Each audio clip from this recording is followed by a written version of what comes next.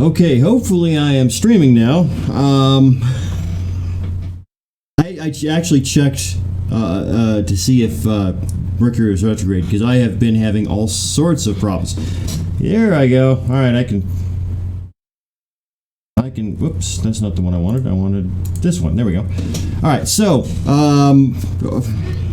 yeah, today has been full of interesting issues and problems. I use this software once a month to stream the show, and it seems like every time I stream the show, they've got a new update, and so I go out and I update the software, and of course, I don't know that it's going to work until I try it. Last time, it worked fine. This time, not so much. And apparently, Rebecca is not going to be with us tonight. I'm not sure where she's at. Haven't heard from her. I tried to get a contact her earlier, and she wasn't around, so it's going to be just me, which is probably for the best considering the software is doing what it's doing. So, tonight's show is about Litha. Those who are regular watchers will probably have realized we didn't do a show last month, and that was mainly because I was in the middle of working 50-hour weeks, and I didn't have time to put anything together. So, because I had an idea of what I wanted to do. We'll probably do that next month, because we've been Rebecca and I have been kind of doing this thing where if there's a Sabbath in the month, we're going to talk about that Sabbath and get some information out there, try and give people information. On the months where there's not a Sabbath, like last month, we have some ideas on other things we're going to do. So next month is July, we won't have a Sabbath. This month, however, is June, and we have a Sabbath next week. Is that correct? Looks right. Today's the 14th, so yeah, on the 20th, Tuesday the 20th, next Tuesday, sounds right, is Litha.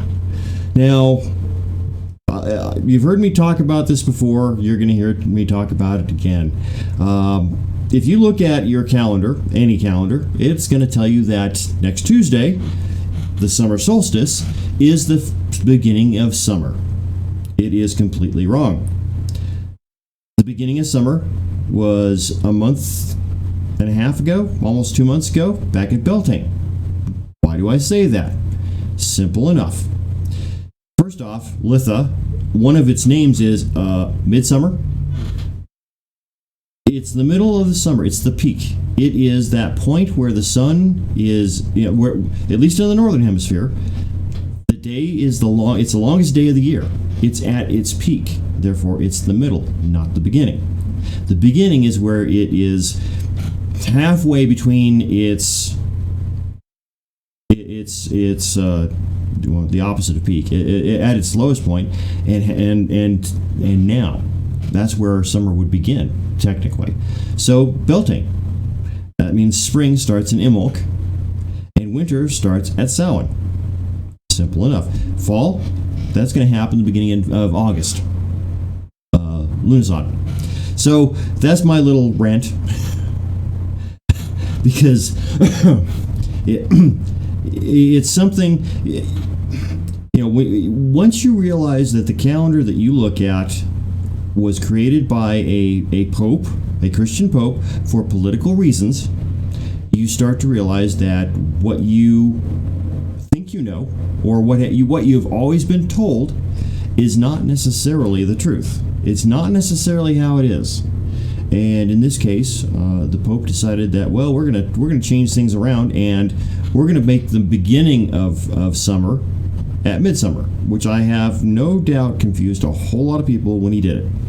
But he's the Pope; he can do what he wants, especially in the Middle Ages. So we've got that out of the way. Let's see here. I was kind of hoping that I'd have Rebecca to lean on a little bit here, but since she's not with us, let's talk a little bit about what Litha is. Now, I think the last time we did this, I was talking about how I had just finished up writing up a bunch of stuff on Sabbaths for the Witchcraft Academy website. And as I was going through and writing some of this stuff, a thought occurred to me that I went with, and I still think it's a really good idea. It makes sense to me. And having talked to various people, I suspect that it's one of those things where you have to be of a certain age to really get it, to really for this to make a whole lot of sense. So younger people this may not make a whole lot of sense to them, but as you get older, as you start to get to that point where you realize not only are you not immortal or invulnerable, but your mortality is maybe not staring you in the face, but you see it, you start to look at things a little differently. And so as I was going through, it occurred to me, and there are various traditions where the god and the goddess kind of go through a cycle through the year, where they start out as young children and grow through adulthood and old age, and and that's kind of what this is based on. But I always found that kind of difficult to relate to, because we don't live for just a year; we live for much longer. But when I started looking at it the other way around, instead of us living our lives in a year, if I took the cycle of the year and spread it out over a lifetime, however long or short that lifetime may be, all of a sudden that started to make sense. And so if each of the Sabbats is a part of your lifetime, we're at Litha. Well, Litha would be the peak of your life. That would be, for all intents and purposes, late 20s, early 30s.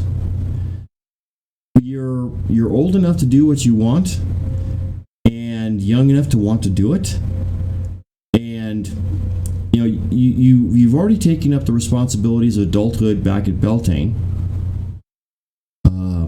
You have either taken up the responsibilities of parenthood or being an adult, at least at Beltane. And so now those responsibilities are familiar.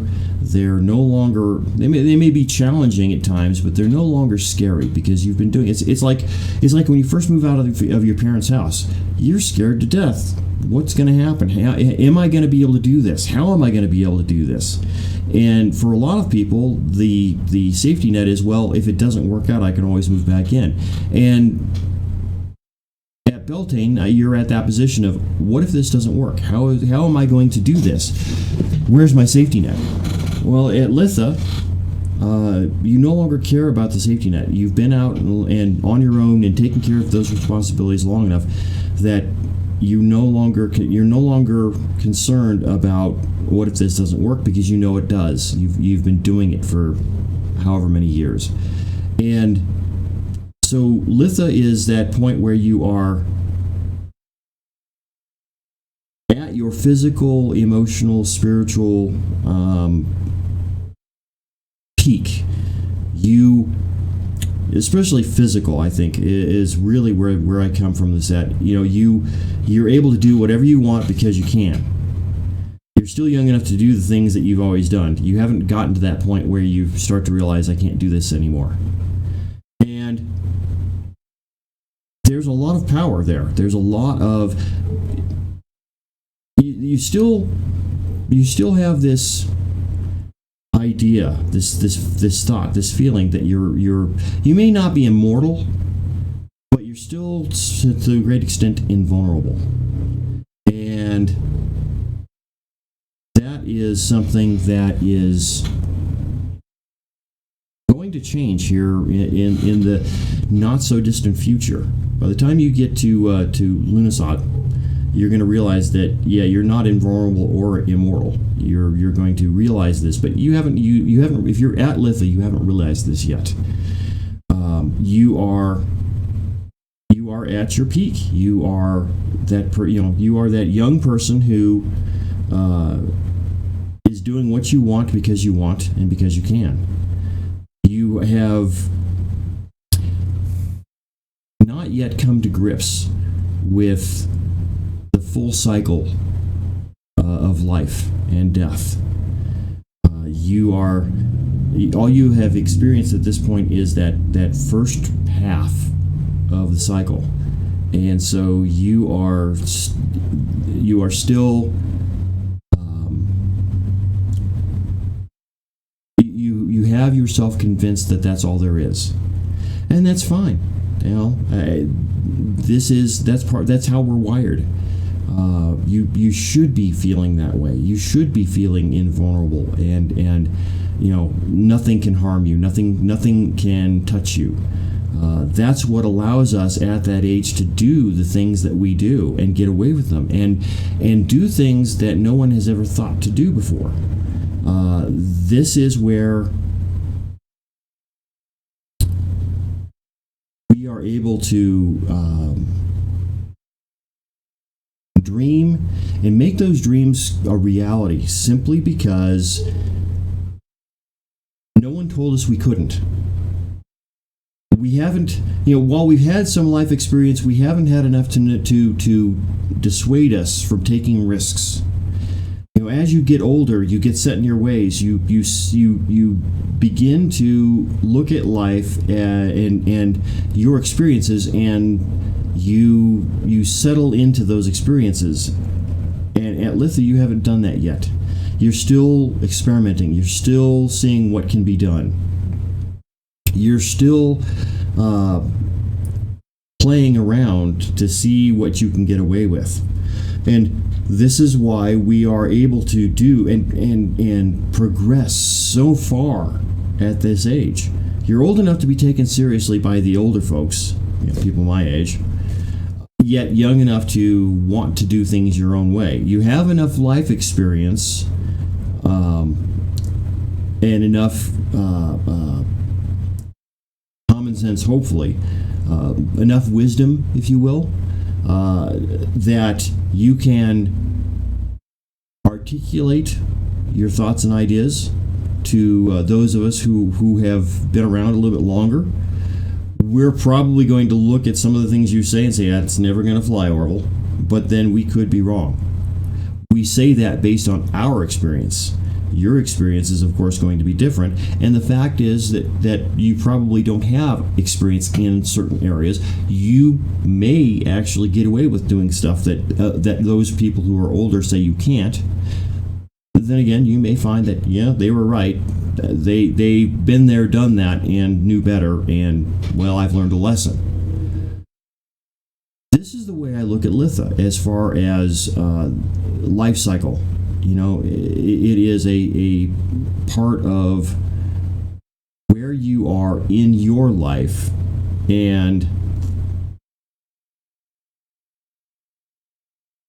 I think that is important in your ritual life as well.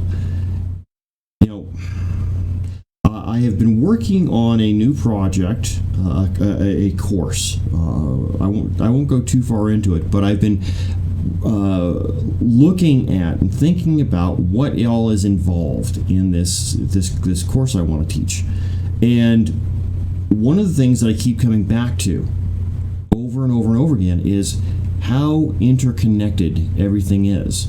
You can't talk about, because originally this course was going to be much smaller, much simpler, it was going to be a much cleaner, the idea was much cleaner, okay? And as I got further and further into it, I started to realize I can't talk about this without talking about that. And if I talk about that, I have to talk about this other over here. And this is the same thing with Sabbats. I think it's been my experience that most people, when they do a Sabbat, when they write a Sabbat ritual, for whatever Sabbat, they do it as an independent thing. It's just the Sabbat. We're just going to do a Litha Sabbat ritual, and so it only has to do with Litha, and that's fine. As I have studied and as I have grown and as I have learned in this path, I have come to realize that everything is connected, and the Sabbats are no exception. So when you start doing for example, a Litha Sabbat, it's difficult. I find it difficult to do a Litha Sabbat without referencing back to Yule, which is the opposite side of the wheel of the year, It is, at one point, I think it was the last time or the time before, we talked about balance and polarity between the Sabbats. Absolutely. Between Litha and Yule, they are exact opposites. At Litha, and you absolutely, if you take a trip from the northern hemisphere to the southern hemisphere, you're going to absolutely experience the opposite, the balance. In the northern hemisphere, it's the longest day of the year. In the southern hemisphere, it's the shortest day of the year, the longest night. And so I find it difficult to reference Litha without, or to do a Litha ritual without referencing Yule, because to my mind, the whole point of doing a Sabbat ritual is to acknowledge where you're at in the year. You're acknowledging the change of the seasons, or in this case, the fact that we're at the middle of summer. And so you are talking about where things are now, but you can't really do that without also talking about where we've come from this year. And just as at Yule, I talk about Yule being the reason that we celebrate is because you've made it halfway through winter. You can see the light at the end of the tunnel. You can see the warm days coming, and that's worth celebrating. Litha is the opposite. You've made it halfway through summer, and winter is coming. To quote a book and TV series. It's all well and good to understand that, at this point, we've all probably heard the proverb of the was it the ant and the grasshopper, where the ant is always working, storing things up, and the grasshopper keeps asking, why are you working so hard? It's summer, you should be out partying. And it's not until the snow falls that the grasshopper, who hasn't done anything, is starving, and then looks to the ant to help him survive because he didn't do any of the work. The same thing is true at Litha. You may be in the middle of the abundant time. And if you take Litha metaphorically to be part of your life, you may be in full abundance at this point. But you have to understand that nothing goes on forever. Nothing continues forever. It always ends. It always cycles. As you can see, I work in the stock industry, the financial industry. And I remember back in the late 90s, people, in all seriousness, when the dot-com boom hit, they called it a boom at the time. It wasn't a bubble, it was a boom. And stocks, you could literally throw a dart at the stock listings, and whatever it hit, you bought that stock and you made money. And people were convinced that this was the new economy. The internet was changing everything, and this is the new economy, and the stock market's never going to go down again. Well, I knew better. I've seen too much. I have experienced too much. I know, and certainly with my pagan path, I understand cycles. I understand circles. I understand that there is no ending, no beginning. It's ever changing. And so just because it's going up and going up higher than it has before doesn't mean it's not going to come back down. And when you start to realize this, when you start to understand that everything goes in cycles, and you start to look at not just where you're at, but where you're going, that's when you start to be able to make choices in your life that are more beneficial. Again, going back to that whole life cycle thought, you are where you are now because of the choices that you made prior to now. And all of the choices you make from this point forward are going to determine where you go from here. It's nobody's fault where you are or where you go but yours, because you're the one who chose to do what you've done and will choose to do what you will do. And I think that at Litha, the Litha part of your life cycle is where you start to realize this. Maybe not consciously, but you start to realize that if you're smart, if you are observant, if you look around, I think you start to realize that every time something didn't go the way you wanted it to,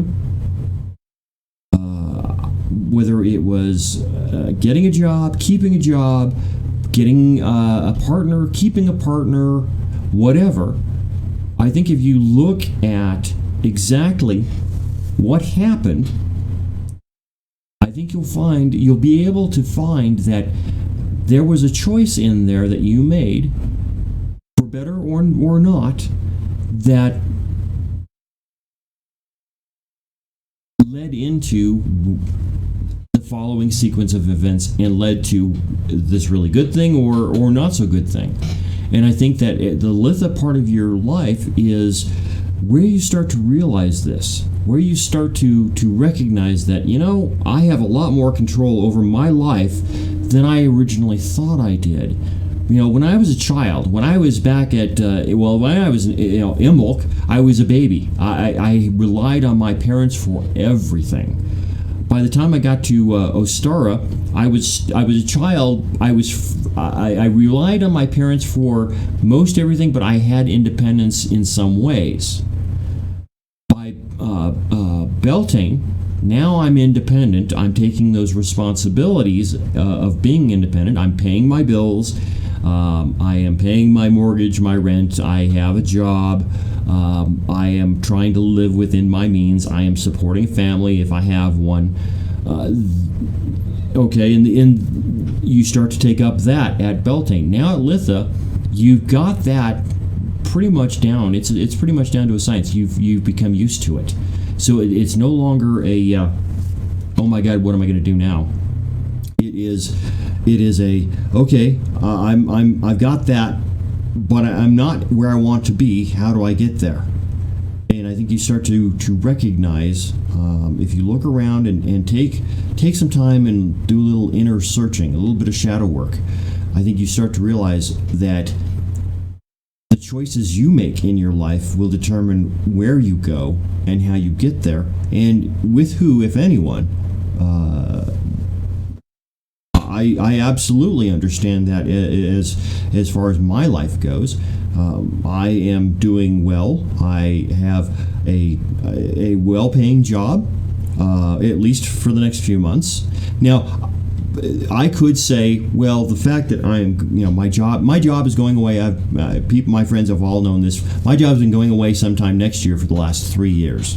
Okay, I think my friends are tired of me saying that, but I could say, well, that's not my fault, and that's true. The fact that my job is going away really isn't my fault, but I chose to take the job in the first place.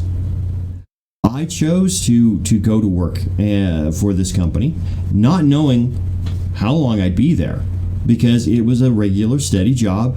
I went to work with someone who I had worked for before.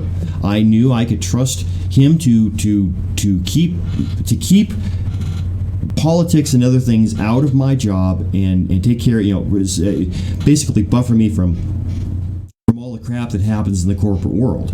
And so I absolutely took the job, and it pays well. It was paying better than it was. The fact that it was a full-time, consistent, stable job was a lot better than the contract jobs I had been doing for 10 years earlier. So yeah, I took the job. I made the choice to take the job. Had I not taken this job and gone somewhere else, my life would be very different. I wouldn't be facing this particular issue, but I might be facing something better. I might be facing something worse. I don't know, because I didn't make that choice. Still, I made that choice to come to work and work for this company. And the fact that I've had 3 years to come to grips with and accept the fact that my job will be going away sometime in the near future, I've been saying it's going away next year for the past 3 years. I've stopped saying that. My job's going away sometime in the near future. I am 98% confident that my job is going away within the next 6 to 8 months, because the owner sold the company, and my job is no longer going to be required. Once we do the conversion, my job is superfluous. So, but again, it comes down to a matter of decision. What do I do about that? How do I react to that? How do I take this situation and make the most of it? I know people who are panicking. Most of them are people who just found out that their jobs are going away, because, again, I've known for a long time. The advantage I have is that I and the people I work with have known for years that our jobs are going away. There are a lot of people who found out last October. Actually, they heard about the sale last October. They have been convincing themselves since then that this won't affect them at all, and now they're finding out, oh wait, my job is going away. What am I going to do? How am I going to live? I've never been unemployed before in my life. What am I going to do? And so they're panicking. So, again, those of us who have gotten to this part of Litha or beyond tend to take things in stride, because we've been through this sort of thing before, or we have seen it happen to others that we know very well, and we have planned. We have taken the opportunity these months, or in this case years, that we've known that the job's going away, to plan. What am I going to do once I no longer have this job for a regular paycheck? And this is where, like I said, this is where Litha, the aspect of Litha comes in. You've grown to the point where you are comfortable with your day-to-day responsibilities as a person, as an employee or an employer, as a husband, a wife, father, mother, whatever. You've gotten used to those responsibilities, so that when the unusual happens, when the unexpected happens, you can focus on it and not have to worry about all the other things that you have come to expect. You only have to worry about the unexpected when it happens. And it could be the loss of a job, it could be the loss of a loved one, it could be a lot of things. But because you have hopefully come to this point and gotten enough life experience with your day-to-day stuff, you no longer think about that. That's second nature. Okay, it's only the unexpected stuff, the new stuff, that all of a sudden throws you off kilter. Things are going to throw you off balance. It's a fact of life. We know this. We should expect this. Excuse me. You'll have to excuse me. I'm coughing a lot because of my allergies. So, excuse me for the coughing.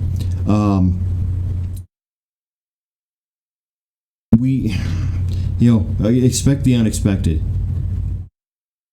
It's cliched, but it's true. You won't know what it is. You won't know what it is until it happens. But the fact that it's going to happen, something is going to happen, it's going to throw you off balance. Be prepared as best you can. When these things happen, don't panic. Stop. Look around. What is actually happening? How bad is it actually? Is there a way around it? If there isn't a way around it, is there a way through it? And how do you do it? And so this is kind of what I look at for Litha, is that it's that point where you start to recognize that you can do anything you put your mind to. The more you want it, the more likely it is to happen. And you can now handle, to a better degree, the unexpected than you could when you were back at Beltane or Ostara. Ostara, the unexpected happened. You cried home to mommy, at Beltane, the unexpected happened, and you panicked.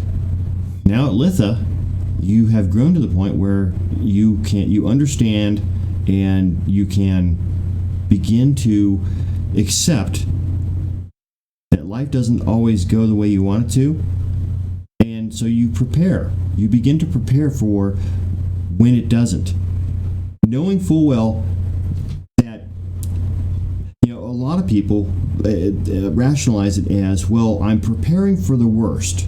And people will say, well, what if it doesn't happen? Well, if it doesn't happen, I will at least have the preparations in place. I hope it never does. I hope that the worst never happens, but I'm prepared should it. As a friend of mine is fond of saying, I hope a concealed carry permit holder, and he says, I carry a gun. Why? People ask, why do you carry a gun?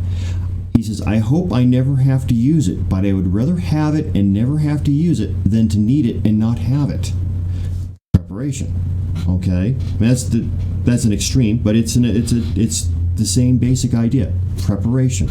Be prepared for what may come your way, and if it doesn't, consider yourself lucky. So that is, completely off as far as what most people expect when you say Litha. Most people don't expect that kind of conversation.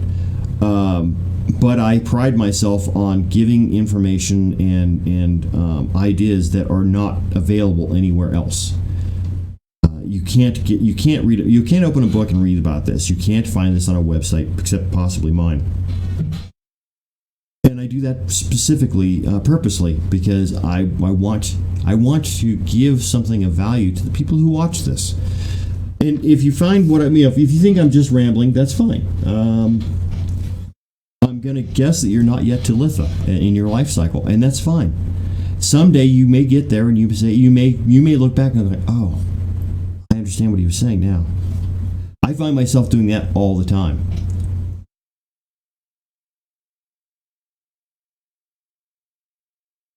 I can remember reading passages in books, and I can't come up with any specific right now, but I can remember reading these passages in books that were like, this guy's crazy. Well, now that I'm older, have had more experience, life experience, more experience in a lot of things, suddenly it's like, oh, that's what he meant. I get it now. And that's not a bad thing. That is part of the learning process. That is part of being alive. That is part of why we are here. People talk about what's the meaning of life. Well, the meaning of life, at least as far as I'm concerned, is to learn. It's to learn whatever you can to make yourself a better person. And each time you learn a lesson, you suddenly jump up farther than you have ever been before, because you learned something that was useful, something that you could use to move beyond. And the cars go driving by. So let's look at Litha more traditionally. Okay, this year Litha is going to be June 20th. That's Tuesday, June 20th, and I went out real quick and did some Google searches because, well, it's a quick way to find basic information. If you are ever wanting to write a ritual, especially a Sabbath ritual, Google is your friend. You would be amazed at what it will find for you. You have to be careful. You have to know at least enough to be able to tell the good stuff from the crap. But a lot of times you will find bits and pieces here and there that you can use for your rituals. So let's see here. Traditional foods. Well, they would be anything from the garden. Vegetables. Anything that you, especially if you've grown it yourself, but anything from the garden is going to be a traditional food. That's the whole point. We aren't yet to harvest, but there are probably things that are becoming ripe, and so therefore can be eaten. corn certainly isn't yet. Corn should be knee high by the 4th of July, so we're not there yet. But if you happen to have anything in the garden that you can harvest and eat, that would be appropriate. Herbs and flowers: mugwort, vervain, chamomile, rose, honeysuckle, lily, oak, lavender. I don't know that oak is either an herb or a flower, but okay. Lavender, ivy, yarrow, fern, elder, wild thyme, as opposed to domesticated thyme, daisy, and carnation. Incense: lemon, myrrh, pine, rose, and wisteria. These are things that you would either put onto your altar or around the circle. As far as the incense, these are things you might put into the ritual for burning for incense. Pine. It's interesting. They say incense is pine, but when they say wood's burned, it's oak. I would tend to put pine onto the fire, not in the incense burner, but that's just me. Sacred gemstone is emerald, which actually kind of makes sense because we're still in at least tropically, we're still in Gemini, and I believe emerald is the birthstone for Gemini, or maybe that's the birthstone of May. So you've got all of these things that you can do, all these things that they list. What does that mean? Well, so like I said, traditional foods. Well, anything from fresh fruits and vegetables from the garden, especially if there's something you've grown. And that would also go out, I think, for herbs. Herbs certainly by this point you will have hopefully been harvesting stuff. Basil, thyme, some of that, the things that where you harvest the leaves, sage.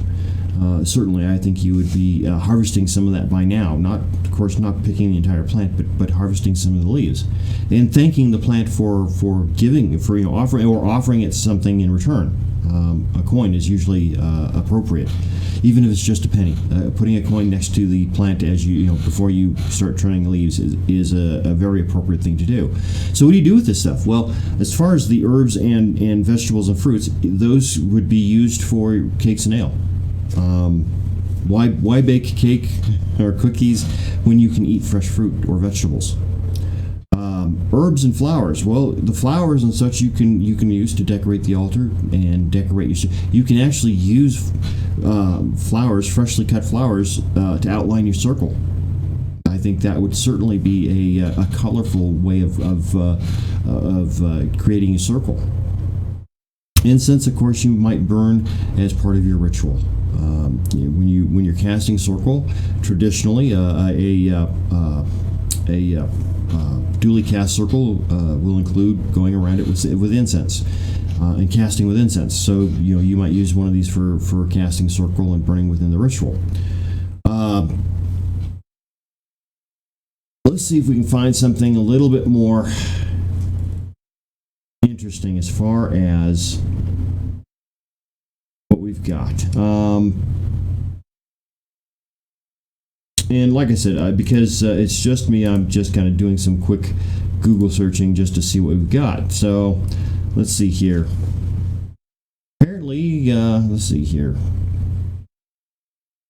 Litha is also known as MidSummer, Gathering Day, Summer Solstice, Alban Heffin, and Feel Shathane. Sure. This one says incenses are sage, mint, basil, St. John's wort, sunflower, lavender. So of all of those, lavender is the only one that was in the other list. So this is the other thing you will find is that depending on your source, they are going to have different information. Well, how is that possible?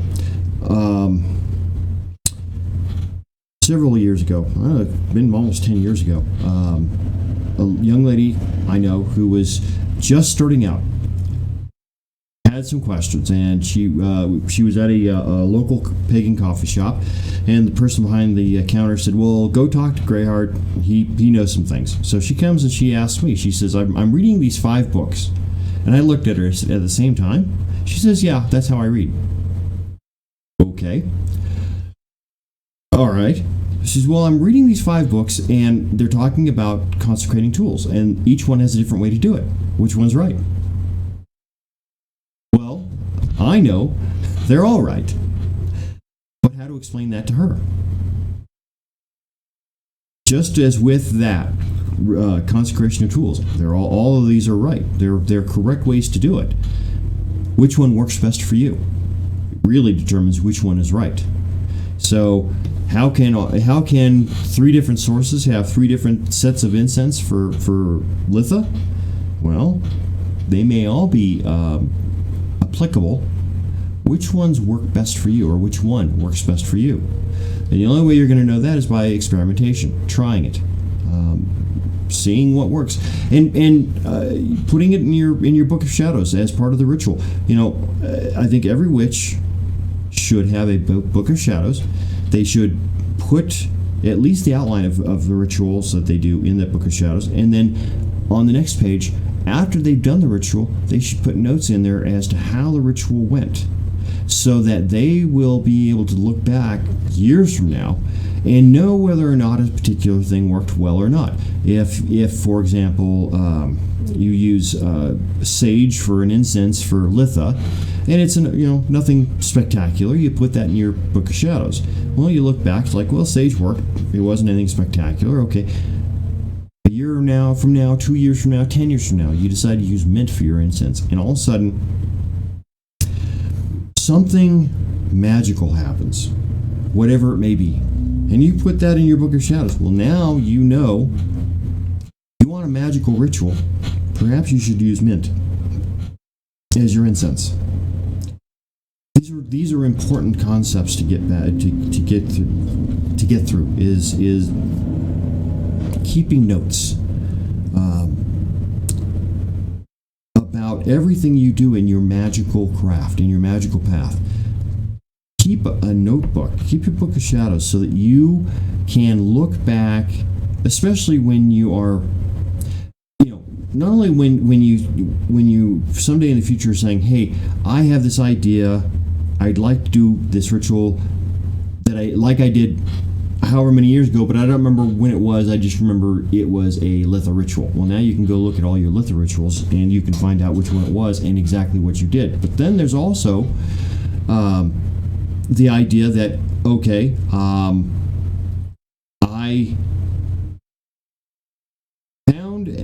I did a ritual, I did a Litha ritual, and I found out that this particular incense works really good, but I don't remember what the incense was. Well, now you go back and look at your Litha rituals, and you find that mint, for example, for whatever reason, worked fantastically. It was just magical for whatever reason.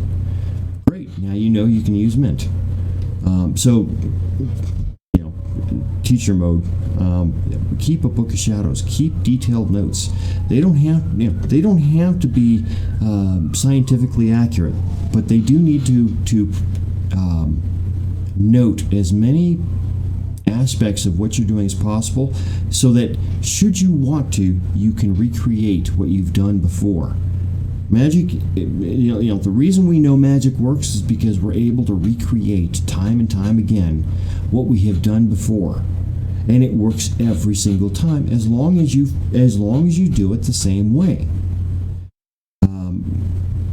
By keeping notes on what you've done, you'll know how to do it the same way. Let's see here. Fire Festival of Litha. Now, I find it interesting. It makes sense. They say that Litha is a fire festival. Typically, fire festivals, in my experience, are fertility rites. You have Imbolc, and let me go one step further.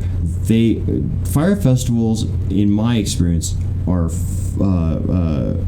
the first set from Yule on through to Litha, because you're doing sympathetic magic. You are lighting a fire. You are, if you can, you're lighting a big fire, because you are trying to encourage the sun, the warmth of the sun, to continue coming, to continue its journey and become strong.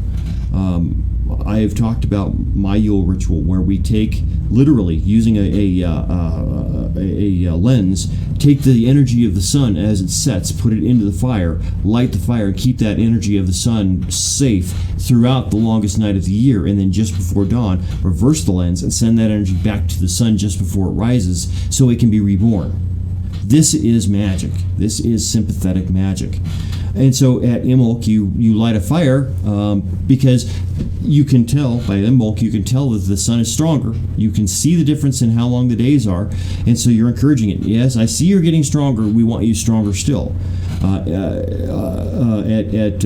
Ostara, you've got that balance of it, the day and night are the equal distance. They're the same length. And so you've got that balance. Well, we still want more sunlight, so keep coming. Beltane, again, you have that fire for protection. At Beltane, you'll run people and livestock between the belfires, through the smoke of the fires, for protection and fertility. And so it's also, it's again, we're encouraging the sun. Yes, you're coming up stronger, but we want you stronger still. So it does kind of make sense that at Litha you would also have a fire, because it is at that point that the sun is at its peak, at its strongest, and it's only going to weaken from here. I don't know that I think of Litha as a fire festival, but I guess it probably is. Technically, I suppose any Sabbath could be a fire festival because, well, we're pagans. We like fire. Fire, fire, fire, fire, fire, fire. But, yeah,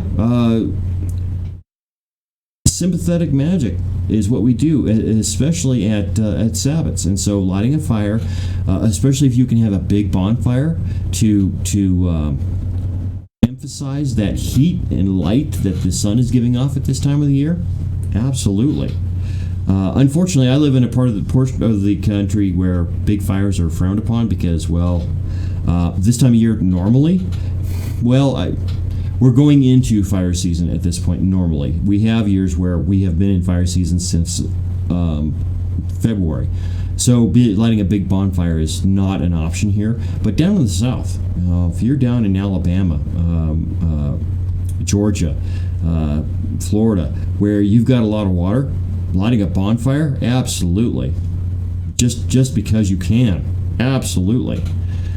Let's see here. MidSummer, summer solstice, is the most powerful day of the year for the sun god. Well, that kind of makes sense. Again,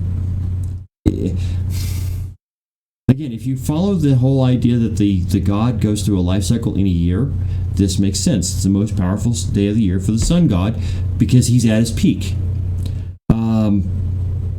Because the Sabbath glorifies the sun god and the sun, fire plays a very prominent role in the festival. Okay, yeah, I go with that. The element of fire is the most easily seen and immediately felt element of transformation. It can burn, consume, cook, shed light, or purify, and balefires still figure prominently at modern midsummer rites. Well, not balefires, because the balefires were done at Beltane. But large fires certainly figure prominently. Let's see here. Fires the most easily seen and immediately felt element of transformation. To an extent, I would say water just as much. Scientifically, water is considered a universal solvent, which means that given enough time, it will dissolve anything. And so you can certainly see that transformation. If you put water on the ground and your dirt turns to mud, that's a transformation.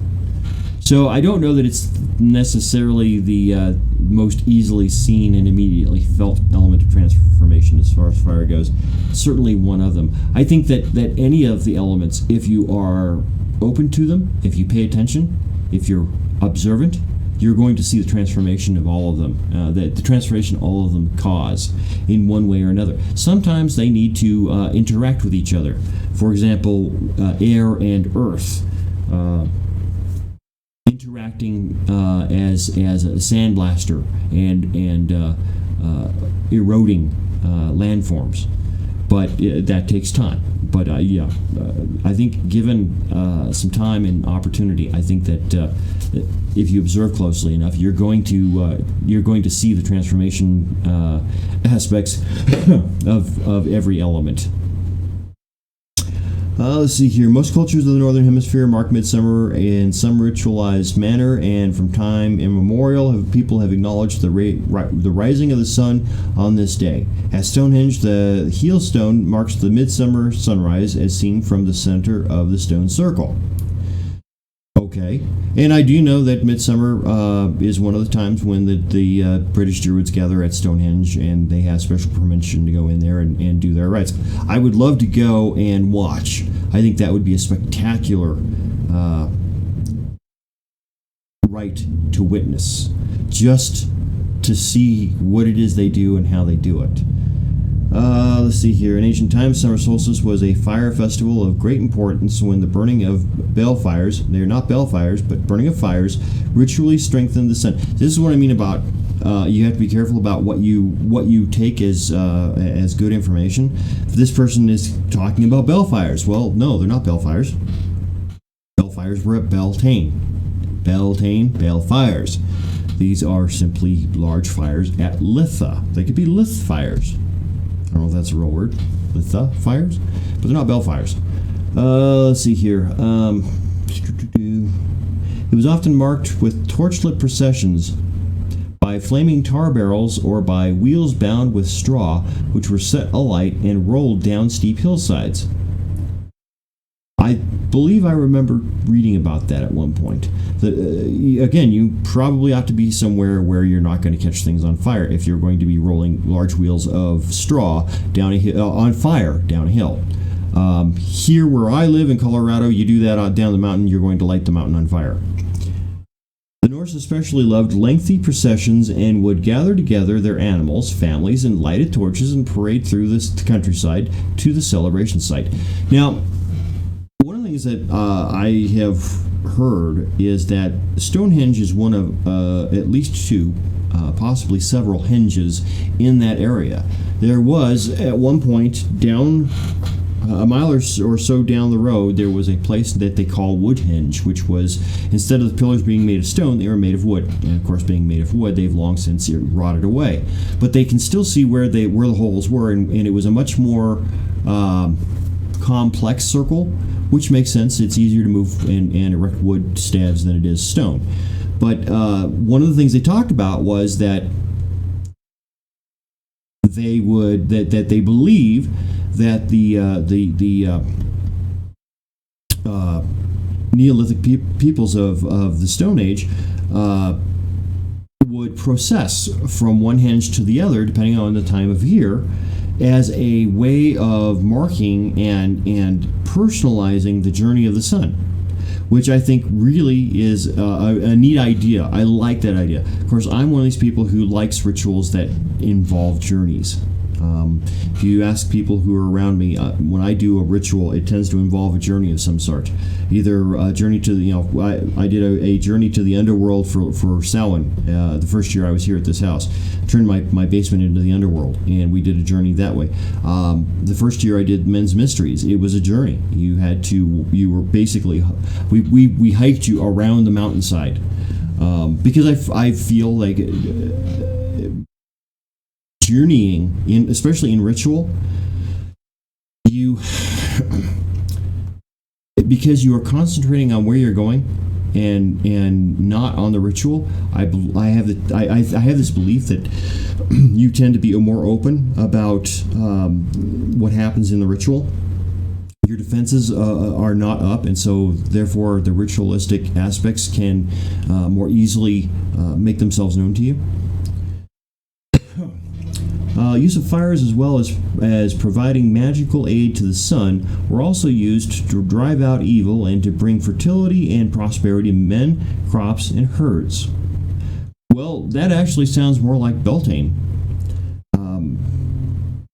Again, you have to know enough to know what's good and what's not. That's part of the problem with one of the benefits of the internet is you can find information on any topic. One of the problems with the internet is that because you can find information on any topic, a good portion of it is going to be inaccurate. I'll say inaccurate.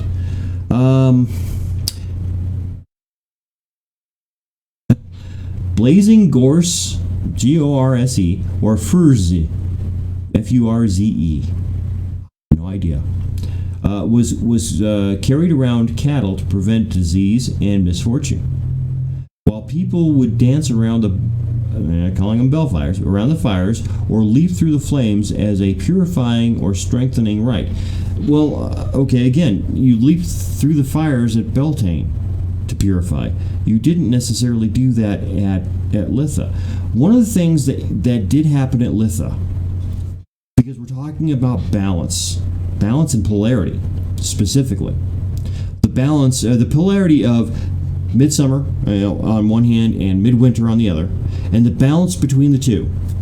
One of the things that would happen, one of the better known rites, was the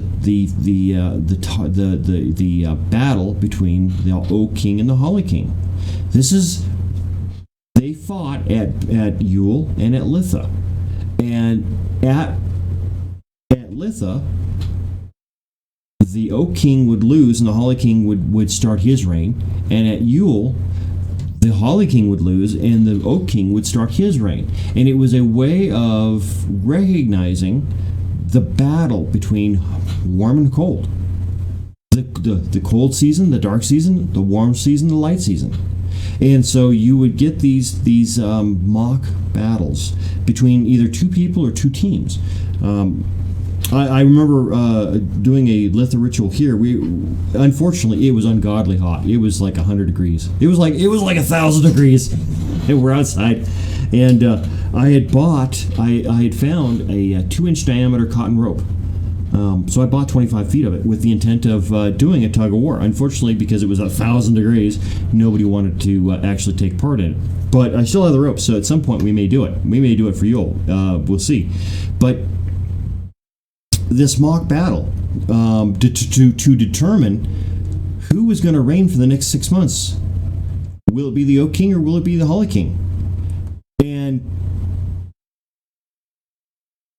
just like the whole idea of drumming up the sun, because if you don't welcome the sun, it may not rise. Well, we all know the sun's going to rise, and our ancestors did too. And our ancestors understood that no matter what happened, this is the peak of summer, and so therefore it's declining, and it'll start to decline into winter. So it was always a foregone conclusion who was going to win the battle. But that didn't make the battle any less exciting, especially if it was done between two people or two groups of people who were really good at drama. Because you'd have that back and forth. Who's going to win? Who's going to lose? Is it we need the Holly King to win? It's Litha. We need the Holly King to. Oh man, he's down. Oh man, the Oak King may just win. He's beating the crap out of him. Oh crap! What happens if he wins? Oh wait. He's the Holly King's getting back up. He's got him. Okay, he's hit him pretty good. I can almost imagine a play-by-play going on here. This was part of the drama to acknowledge the change of the season. And I think it's important to acknowledge the change of the season. I think it's important to at times to go through and do the drama so that you have you make ritual fun. You make it enjoyable. No one wants to go to ritual that isn't any fun. I mean, I'm kind of assuming you're here because you didn't really enjoy the rituals of the religion you were born into. I certainly didn't. And so why not make them fun? Why not make them enjoyable? So, wow, that went a lot quicker than I thought it would, at least for me. You listening to me, you may be bored out of your mind, but I actually had a pretty good time. Hopefully next month, Rebecca will be back with us, and we'll be talking about something other than a Sabbath.